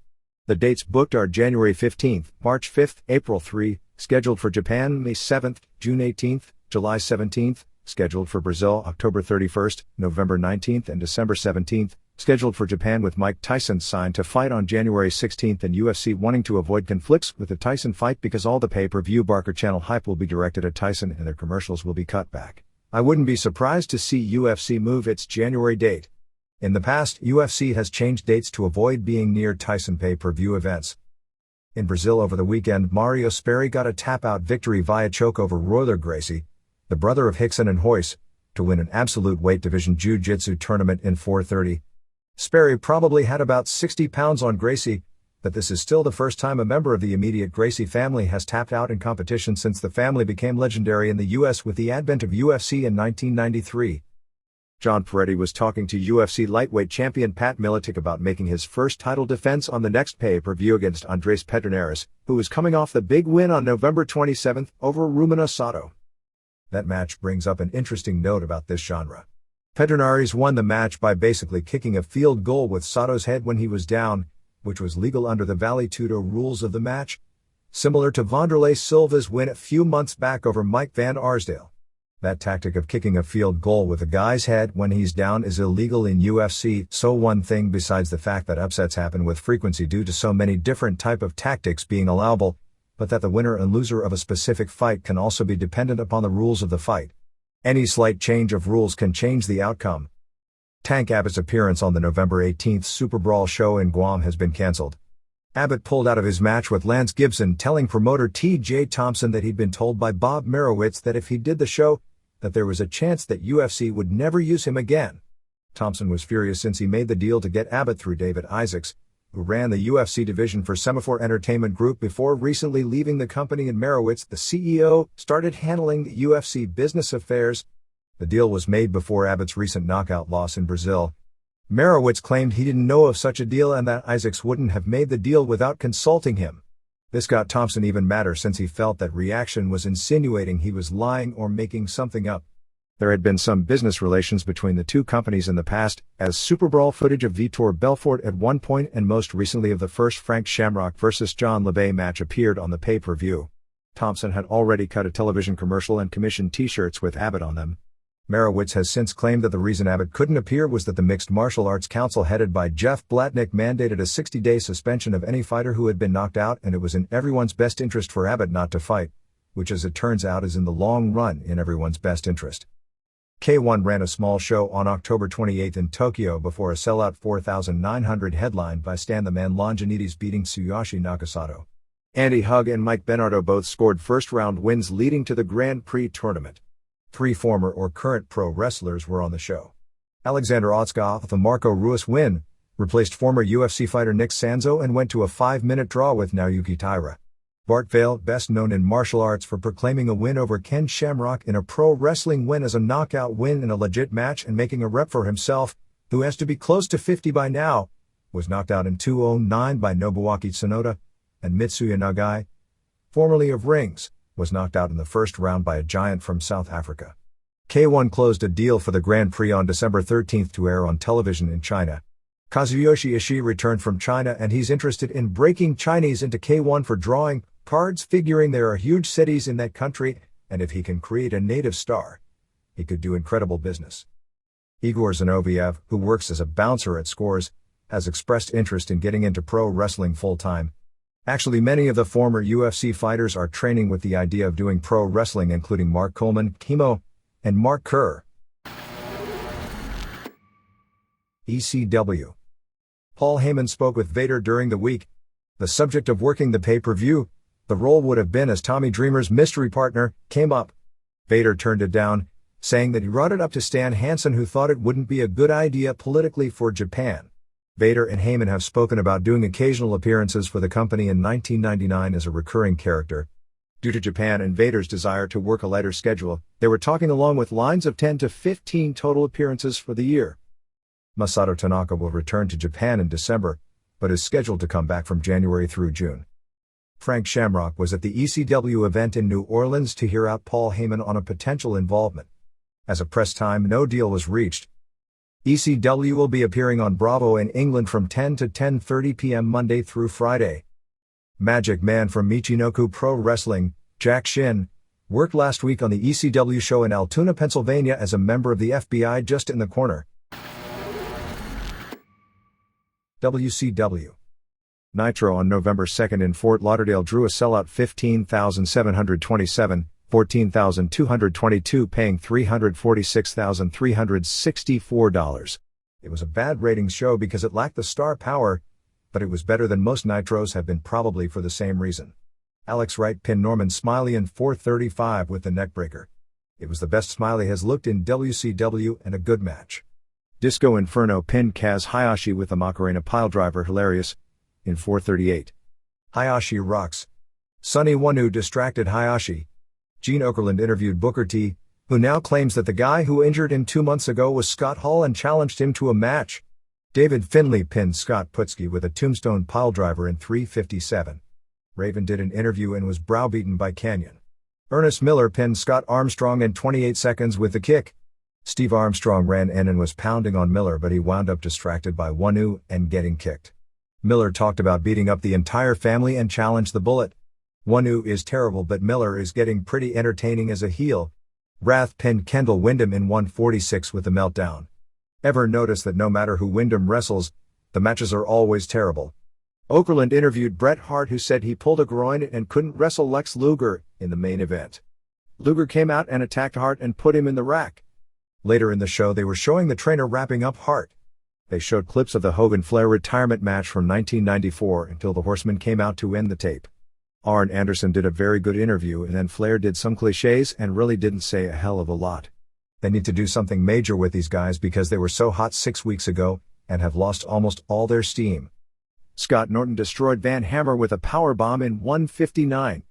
Perry Saturn and Eddie Guerrero had a confrontation where they traded some big moves, including Guerrero escaping from a Death Valley driver into a Hurricane Rana and Saturn doing a leg drop from Mars, which Eddie kicked out.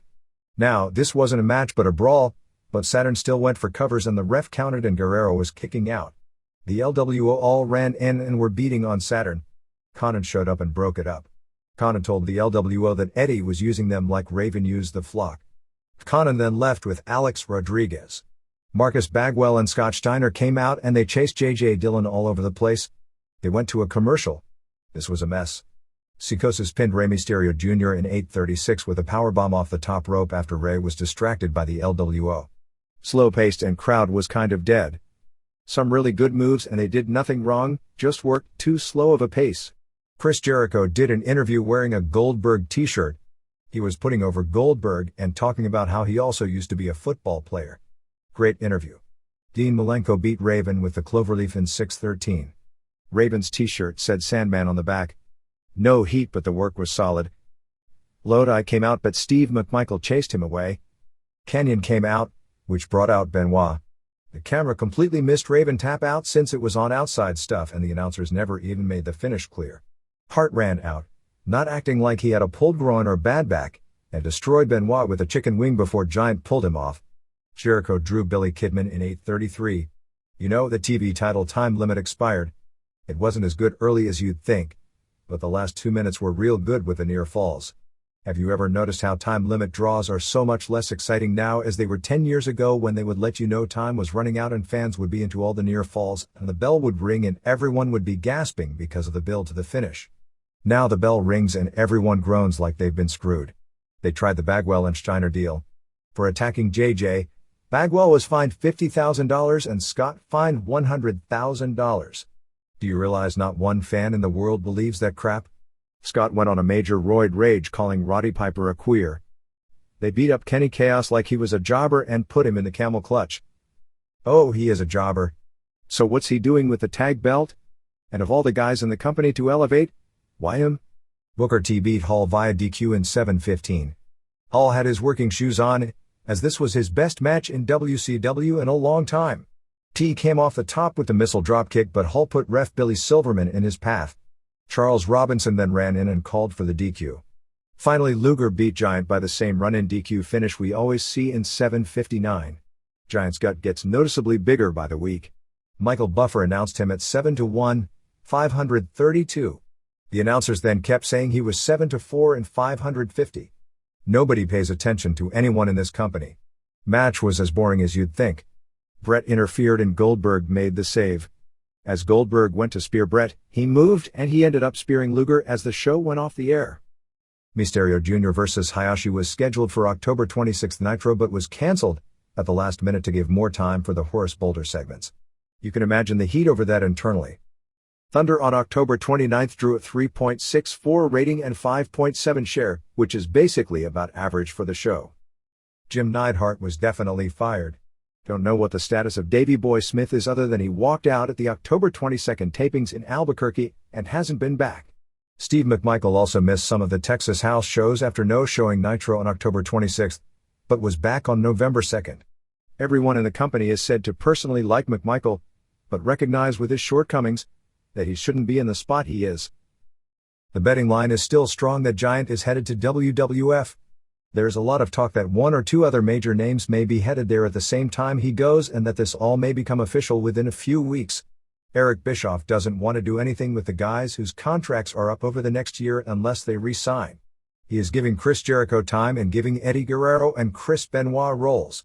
The other guy on that list is Mysterio Jr. Juventud Guerrera signed a 3-year contract extension at a figure said to be more than the $180,000 per year he was offered but less than the $240,000 figure he was asking for. Sting was pulled from all bookings for the rest of the year, so as it stands right now the story he was going to sell the injury until early 1999 is correct. Apparently he's been given time off to work on those same family problems that crop up at one time or another to nearly all wrestlers who spend so much time away from home. Originally Diamond Dallas Page was going to take December off, but with Sting off, they apparently did the injury angle on October 26th instead and he's back on the booking sheets starting November 27th, although he may do TV before that time. Page and Jimmy Hart will be on MTV both at 3:30 and 6:30 p.m. Eastern Time on November 7th as part of a sports and music festival that was taped last week in Memphis. The plan right now is to headline the January 17th pay-per-view show from Charleston, West Virginia, as Hogan vs. Flair. Dating game segments with the Nitro Girls air November 5th and the segment with Disco Inferno, Chris Jericho, who won the date, and Billy Kidman airs November 10th. Bill Goldberg is on Regis and Kathy Lee on November 11th. Jimmy Hart is working on a song to potentially be in the Man in the Moon soundtrack and movie. He was also mentioned on the David Letterman show about a week back. It was the top 10 signs your election campaign, has gotten too sleazy, and number 5 was that you hired Jimmy Hart as your campaign manager. Hugh Morris is out with shoulder surgery. Barbarian is also out with an injury. Art Flores, the unnamed Eddie Guerrero LWO bodyguard, is a childhood friend of Eddie's from Juarez. He wrestled in the early 90s under the name Predator and was bad. Guerrero sent him to train in American style at the Malenko School in Florida before getting him a job here. Guerrero actually wanted Meng to be his bodyguard since they were looking for a bodyguard for Eddie Roll. Bischoff turned it down because he only wants Mexicans in the LWO. Bischoff has strongly entertained the idea of creating his own 4 horsemen to feud with Flair's group. Barry Windham, Tully Blanchard and Ole Anderson would be 3 of the members. All have been talked with. It appears Windham is already in and the other 2 are being strongly considered if not already in. Perhaps Bigelow could be the 4th. Perhaps they'll bring in Sid and try and make it a shoot angle off the deal with Anderson in England. Wrath is working with a pinched nerve. Yokozuna was asked to do a run-in the Hall vs. Nash match in Las Vegas to attack Nash. He was offered $10,000 just for the run-in and turned it down because he said he was too busy. Hall called him up. He's now living in Las Vegas and training at a wrestling school there and started yelling at him to get his butt down to the building, but he didn't come. There has been talk, and it's even been reported in the Wall Street Journal, though nobody in WCW seems to know anything about it, as doing a WCW Nitro Extra as Tuesday night programming on TNT for time that was originally scheduled for NBA games. We're hearing again talk of a proposed WCW Latino show on Telemundo, but the problems remain the same of Telemundo not wanting to have a show where its featured performers work as jobbers for the real stars on Mondays. As far as the Vegas problems go with the time, the blame internally was placed at the feet of Jay Hassman, who works in the pay-per-view department. Hassman then sent out a press release claiming that the show ran long due to unforeseen problems due to injuries, substitutions and matches going long. Actually, that isn't untrue, but misleading. The show did go 7 minutes long because matches went long. But it was planned to go more than 3 hours and the communications breakdown and problems that ensued had nothing to do with injuries or matches going long but due to mind-numbing incompetence at some level. When Randy Savage comes back, probably around January, expect a total character makeover as far as look and presentation. Barry Darso's second golfer gimmick appearance on WCW Saturday Night against Barry Horowitz saw Darso challenge Horowitz to a putting contest rather than wrestle, and as Horowitz went to agree, Darso hit him with his golf clubs. They also did a deal where Wanu challenged Hayashi. When Hayashi accepted, Miller blindsided him and Wanu pinned him, so Wanu is claiming to be the best Japanese wrestler in WCW. Everyone seems to expect Nash to win the World War III Battle Royal and face Goldberg at Starrcade and end the streak. Aside from pacifying Nash, can anyone come up with one logical reason why that makes sense? Actually, based on advanced booking plans, Goldberg is still scheduled for title defenses after Starrcade, but booking plans change every week. McMichael is balking about signing a new contract unless he's given the guarantee they won't take him out of the Horsemen. They are planning major house shows for December 20th at Kemper Arena in Kansas City, December 29th Nassau Coliseum, and December 30th at the First Union. Wasn't it Core States last week?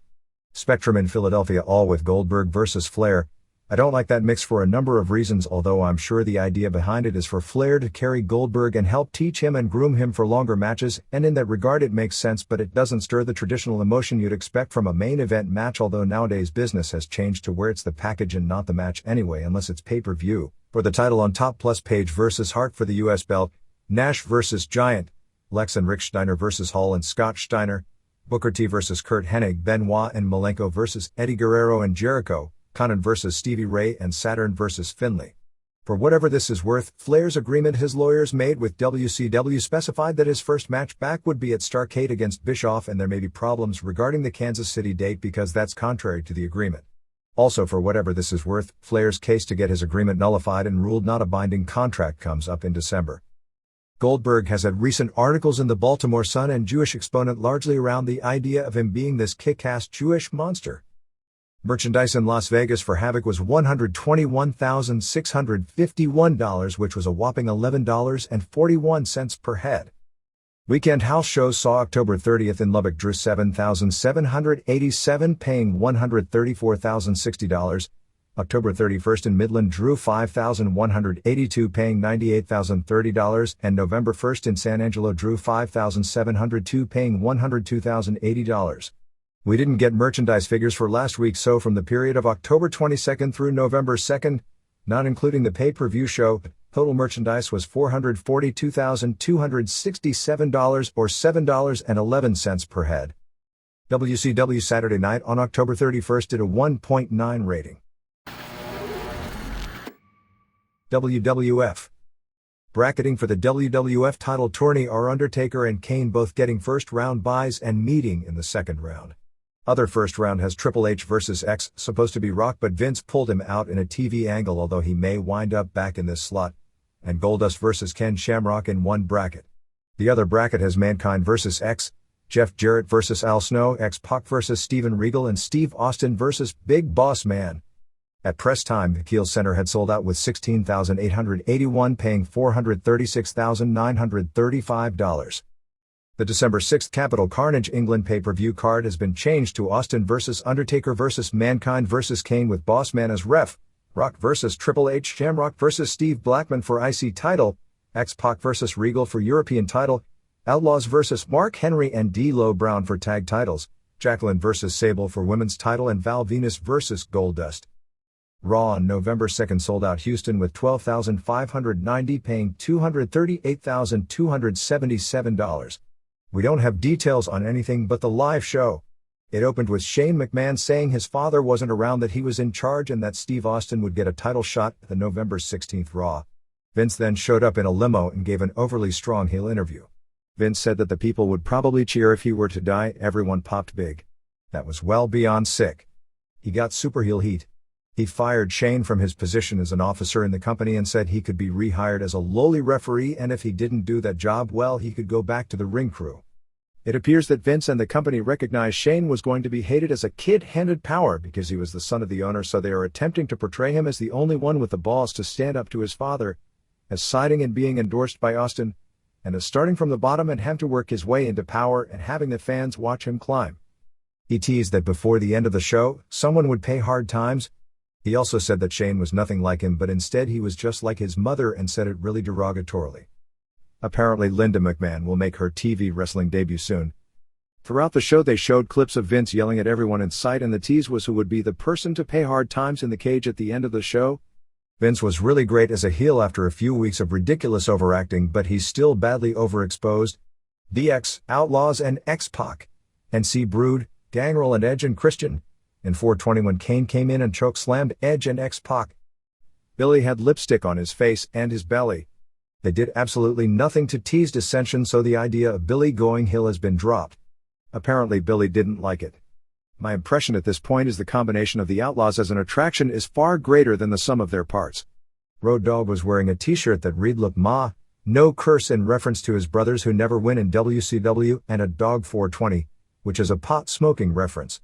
Amazing how much wrestling has changed when a wrestler actually flaunts smoking pot on TV. Undertaker a few weeks back had a meeting with the guys about keeping their drug use from being so public because he remembered what it did to the company in the early 90s when basically none of this crew was even around. General speculation is that steroid use has grown to about 35%, which would be lower than estimates out of WCW, but much higher than it was in WWF 2 years ago when they were testing, although steroids may be from a short-term standpoint, the least of the real problems. Vince yelled at Michael Cole and Bossman choked him with his nightstick. Hawk showed up working as if he was stoned and Droz came out and was beating him up. Droz was hammering him until Animal showed up. Animal looked on in disgust. Finally Animal stopped Droz and started yelling at Hawk about throwing a 15-year legacy down the tubes. Fans booed Animal and Droz when they left. Vince yelled at Cornette for wearing out-of-date fashions and favoring Southern wrestling. Kurgan and Golga beat Mankind and Al Snow in 4:35. Mankind couldn't find his socks so he ran away, leaving Snow against both and eventually he was pinned. It got atrocious with Snow trying to work with those claws. Vince tried to kick Shaquille O'Neal out of backstage. Steven Regal and Goldust in 4:51 when Kane showed up and choke-slammed both. Regal's new gimmick is so campy bad that it cracks me up. It appears to be a spoof on the idea of a man's man rather than present him as one, to eventually lead to him going back to his snob personality. Whatever the deal is, Regal had no business in the ring on this night. It was an embarrassment as he was blowing spots all over the place like he was Davey Boy Smith in WCW. Terry Runnels showed up dressed as Marlena. As you know the story, now that she's pregnant and was dumped by her lover, she wants to get back with the husband she humiliated in front of the world. Those women will screw you every time. Maybe this was in response to that phone call Vince got from Dana Hall. Kane was about to choke-slam pregnant Marlena but all the officials stopped him, so Kane choke-slammed Tony Garea instead. This was not the night to be a 70s wrestling star, at least unless you were out of the business and running for governor or something. Vince then gave Mankind a present of Austin's old WWF title belt, handwritten World Hardcore Champion on it. About a week ago, when WWF was in Greensboro, a fan gave Mick Foley a handmade World Hardcore Champion belt, so maybe that's where this idea came from. Vince said he'd lost a son but maybe he'd found one and Mankind called Vince Dad. Rock beat Ken Shamrock via DQ for a chair shot in 7:57. Great TV match. It's really amazing just how good these two have gotten as workers given they both really only have a few years in. Vince said that if Rock didn't win the title he was out of Survivor Series, so Rock was out. Started throwing furniture everywhere, and Vince called the cops and got him arrested. It's really sad that our jails every Sunday and Monday night are filled with innocent wrestlers while the career politicians and wrestling promoters go free. Val Venus beat Jeff Jarrett via DQ in 2:32 when Blue Blazer attacked Venus. Val is claiming there is no way he's the father of Terry's baby. Did he have a vasectomy? Is he secretly impotent? Did they really never have sex? You know the sex on TV was part of Evil Vince's fake wrestling angle but the pregnancy is a real fake wrestling angle? Is Terry going to miscarry or is she lying about being pregnant? Are we going to reveal Terry is a secret lesbian? And then drop the angle the next week and she'll get back together with Val like nothing happened? Sorry, I'm having ECW angles that make no sense flashbacks. They did subtle teases that Val and Deborah are going to wind up in a horizontal position someday soon. Only thing for sure about a program of Val vs. Jeff is that their quarter hours are going to get killed more often than not. Bangers NCD Low and Mark Henry when Kane came out and you know the rest. Bangers did a total DX spoof in the ring entrance that got no heat. Which was a prelude to the match which nobody cared about did Kane showed up. Thrasher appeared to have blown out a knee, which didn't help and it was pretty darn bad. Owen came out to confront Dan Severn, in a cervical collar. Owen beat up Severn, who was taken out in an ambulance. Steve Blackman attacked Owen until Blue Blazer saved Owen. So Owen isn't the Blue Blazer? No word at press time on who is. Phil Lawfon worked as Blue Blazer in Mexico, and just left. And hooks for a reverse DDT the same way Blue Blazer did but that's only a guess. The cage lowered and McMahon tricked Patterson, Briscoe and Slaughter into the cage and Bossman was destroying them. It was payback for them never coming back after leaving to get coffee on October 19th. Bossman was pounding on them with a stick while Patterson cried to Vince to get him to stop. He said he would if they pledged their undying loyalty to him. Somehow I guess because it would kill the angle, they didn't and kept getting pounded until Austin, you know, the guy those three have been screwing every night for months, made the save. Jim Ross tried to explain the inexplicable. He wasn't saving them, he just climbed the cage to get at Bossman. Like he couldn't have done so at a more opportune time. Well, as he was pounding on Bossman, the ever ungrateful Patterson jumped Austin with the nightstick and poor Austin was serving hard times. Finally, the top babyface, Shane comes down to save Austin. They did a tease on whether Vince would have Bossman pulverized Shane, but Vince saved Shane by calling Bossman off. Shane responded by flipping Vince off. Undertaker came out with Paul Bearer and attacked Austin in the cage until Kane came out and the show went off the air. Overall, a pretty hot show. WWF officials, in response to the WCW televised claim about them insinuating the problems at Havoc were a ratings ploy, claimed that nobody in the company ever told anyone they believed Havoc's timing problem was a ratings ploy. They claimed they couldn't have said it because how would they have even known WCW was going to put the Page-Goldberg match on TV during that afternoon, since Bischoff hadn't 100% decided at that point to do it either. As it regards Davey Boy Smith, McMahon received communication from someone who represented himself as Smith's legal advisor wanting to open negotiations. According to WWF officials, McMahon said he wasn't interested in negotiating as long as Smith was under contract with WCW. There is no guarantee or even good odds that WWF would sign Smith, even if he was available. The Stone Cold Metal CD is at number 173 on the Billboard charts with 8,176 units moved. The last ratings from England, which were October 23, had Raw with 370,000 viewers to Nitro's 330,000. We don't have a lot of details on this, but something went down during the week regarding Austin's concern with the direction they were planning on taking his character, and plans were changed. WWF is getting TV in Chile, upgrading in Germany to RTL2 at 11 p.m. Sunday starting December 27. Shawn Michaels is headed to Australia for a promotional tour from November 18 to November 25. Undertaker will appear on the Sci-Fi Channel's Poltergeist show in March. Add Dallas Morning News to the list of papers working on a major wrestling feature. Hard Copy is preparing a piece on the Lawler/Jim Carrey angle. The Southwest Airlines In-Flight magazine will be doing a cover story on Vince McMahon in the January issue. It appears Mark Canterbury will have to undergo surgery for the herniated disc in his neck and be out at least 3 more months.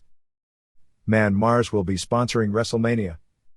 In Tampa on October 30th, 450-pound Bubba the Love Sponge, a DJ who has actually done some pro wrestling matches for WCW, did a run-in on the WWF show and gave Gerald Briscoe a big splash after Briscoe had earlier had him kicked out of the building. Some of the road shows end with Austin and Earl Hebner drinking a beer together after Hebner counts as Austin wins the 4-way after Briscoe or Slaughter get laid out. More Bret Hart movie-based booking ideas. Live heat taping on November 1st in Austin drew 10,001, paying $197,978.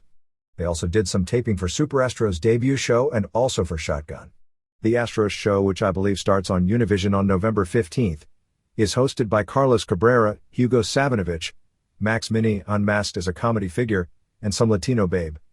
They taped 3 matches, with Armando Fernandez, Tarzan Boy, real name Ojis Toscano, beating Scott Taylor, El Merenguero doing a dance as his gimmick, Jesus Castillo of Los Barriquas under a mask, beating Cristobal Martinez, no idea who, and Elio Del Santo beat Super Loco, who I assume is Hysteria in Mexico and Super Crazy in Japan, with a camel clutch. Max Mini was dancing with the woman during the breaks. For Shotgun, Goldust beat Babu when Tiger Ali Singh refused to lower himself to wrestle Goldust. Rock beat Mark Marrow. Headbangers beat Too Much. Christopher told Taylor before the match that he loved him. Christopher hurt his groin and Taylor put his head down there, you know where, and Christopher shoved him away. Outlaws called Headbangers the Butt Bangers. X-Pac beat Taka Michinoku to keep the European title. For the live show, Hardys beat Animal and Draws in 127 when Hawk and Draws were arguing and Animal fought the match by himself and was pinned. Regal beat Bradshaw with a cradle back suplex in 137. Regal didn't look that good, but looked worlds better than on Monday. Rude beat Oddities when Gangrel pinned Golga in 207 when Golga was distracted as Edge stole Cartman. He got Cartman back. Golga got a few comedy pops. Blackman beat Brown in 123 when Thrasher shoved Brown off the top rope. Jarrett beat Venus in 225. Terry showed up late and said she was pregnant and Val blew her off. Shane McMahon gave a speech on his vision of the WWF as he was in control. You know, no lying, no stooges, no swerves. Fans didn't seem to care. There were catcalls and bullshit chants and little reaction to him as a face, although he got a great reaction the next night. Undertaker vs. Godfather never took place. Taker was pounding on Godfather and beating up refs until Kane made the save and the show went off the air. Weekend house shows saw October 30th in Tampa drew a sellout 9,441 paying $204,927 and October 31st in San Antonio drew 600 shy of capacity with 9,480 paying $190,927. Merchandise for the week was $323,105 or $7.78 per head. A note regarding Dwayne Johnson as a football player at Miami. We reported last week Johnson wasn't even a starter when he was purported in a newspaper story to be an All-American in college. Technically, Johnson did start several games with the Hurricanes due to injuries to regular starters as he was second string. WWF offered ECW a plug for its pay-per-view on the Heat show that led into the pay-per-view, but ECW didn't respond. Livewire on October 31st did a 1.7 rating and Superstars on November 1st did a 1.5. After Heat's 3.3, the rest of the USA numbers were way down with Pac Blue at 1.7 and the rest even less than that going against some big-time network offerings. The readers' pages. Questions. Technically, did Eric Bischoff's talk show last longer than Chevy Chase's? Why does Alex Wright treat Gene Okerlund so poorly? Shouldn't he have warm feelings for a German skinhead? Did Jeff Jarrett get the idea for his guitar-smashing gimmick from the lead guitarist of The Who?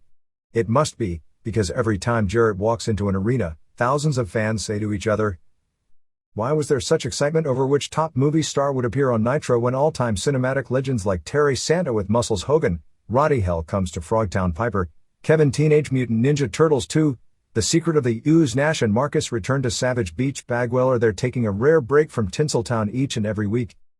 Does 3:16 refer to the ratio between Sable's original breasts and her current ones? How much chrome and fiberglass damage would be caused if Scott Hall scraped his house keys along the finish on the Nitro Girls? Speaking of Hall, when you say that his rating is plus 1.52, is that the Nielsen ratings? Or his blood alcohol content? How many rooms are there in the mansion that's owned by the guy who sells Spanish announcers' tables to the WWF? Did an enraged Jerry Lawler attack Jim Carrey for cheap publicity, or because he was still irate about coughing up $8 of his own money to see the cable guy? Does Sergeant Slaughter spot Tony Schiavone sneaking up on the outside, and worry about losing his prestigious hugest chin and wrestling crown? Does Meng want to form the two except that as the sole Tongan in WCW? He'd be the only guy in the clique? Where can I buy a best of Larry Zbyszko turning around the waving at the fans compilation tape? Did you notice that the windows of Mr. McMahon's Corvette held up longer against the pressure of a cement mixer than Jacqueline's top does against Sable? When will the Leprechaun wrestler sue WCW for its biased refusal to push Irish wrestlers? Is it true that Rick Rude had a malignant lump attacked to him until recently? I mean, besides Kurt Hennig. For the millions of us suffering out here, when will the WWF finally provide badly needed closure to the Mark Marrow-Butterbean feud? If we all break down and simply concede that, yes, Conan and the Wolfpack are in fact Bowdy, will he shut the hell up already? Does it bother Farouk that he's less popular than Mr. Sacco? When will Ding Dong number 2 become eligible for the Wrestling Observer Hall of Fame? Contractually, how many decades notice must WCW give Scott Steiner before administering a steroid test? Now that they have Reed Fleer with his Mo haircut, and Goldberg slapping his face like Curly, when will WCW get a Larry lookalike to complete the Stooge trifecta? Does the single most thankless job in wrestling belong to the poor guy who has to run the WCW tape machine, in case the match ends during the commercial? Desmond Devlin. Jackson Heights, New York. Ventura. In a recent newsletter, you treated as laughable Jesse Ventura's candidacy for Minnesota governor and made it sound as if Minnesotans had gone crazy if they gave him 10 to 20% of the vote or more, as it's predicted. I can assure you that most Minnesotans are quite sane and that Jesse Ventura is not laughable. He may not be the most sophisticated political thinker, but he is a straight shooter, can more than hold his own in a debate, and can give thoughtful and original answers to political questions. He is a fiscal conservative but is very tolerant on social issues. Our other two choices are a doctrinaire Republican and a deeply entrenched DFLer from a well-known political family dynasty. That Ventura was a pro wrestler both helps and hinders his campaign, but I'm voting for him. Get used to it. Mark Mayer. Duluth, Minnesota. Response from Dave Meltzer. I have no knowledge of the other candidates but have had dealings with Ventura over the years, both positive and negative, and enough to give me a good idea of him. He has a phenomenal delivery and a good wit dating from his days as one of the premier talkers in pro wrestling, and I expected he'd come off very well in a political debate format. Intelligent people who have spent time with him tend to see through the surface of him very quickly, and in that environment the politicians he has to interface with will see through him immediately and have no respect for him.